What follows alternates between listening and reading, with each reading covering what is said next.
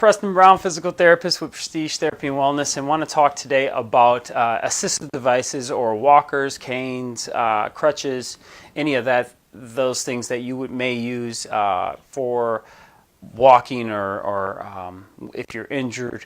And the biggest factor or thing we want to consider when we look at these devices is making sure that they're a proper fit for the individual using them.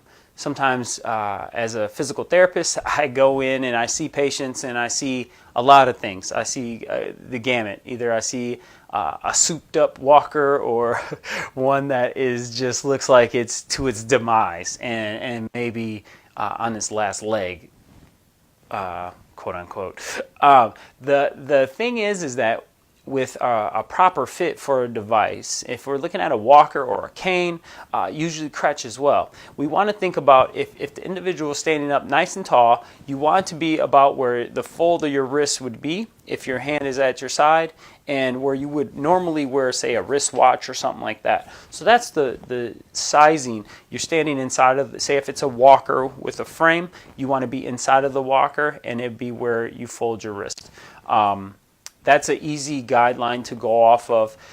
Also, too, it kind of depends on the way the person's positioned. There's some other factors that go into that, especially with devices that maybe might not be the best suited for that individual too. So that's where the guidance of a physical therapist would come in, and they would go over the best situation for that person.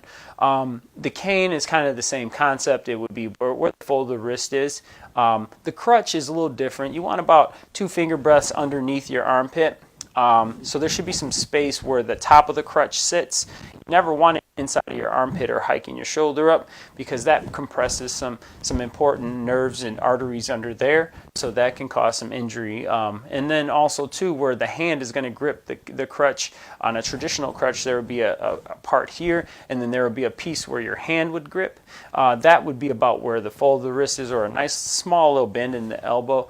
But those things should be sized appropriately by a physical therapist or by a healthcare provider that is trained in this type of field. So you want to make sure that if you have questions regarding this, that this is discussed with your healthcare provider, because it is important. The other thing too, with walkers that have the handbrakes on them, so there's 4 wheels, usually they have a little seat and they might have a basket underneath or a basket in the front.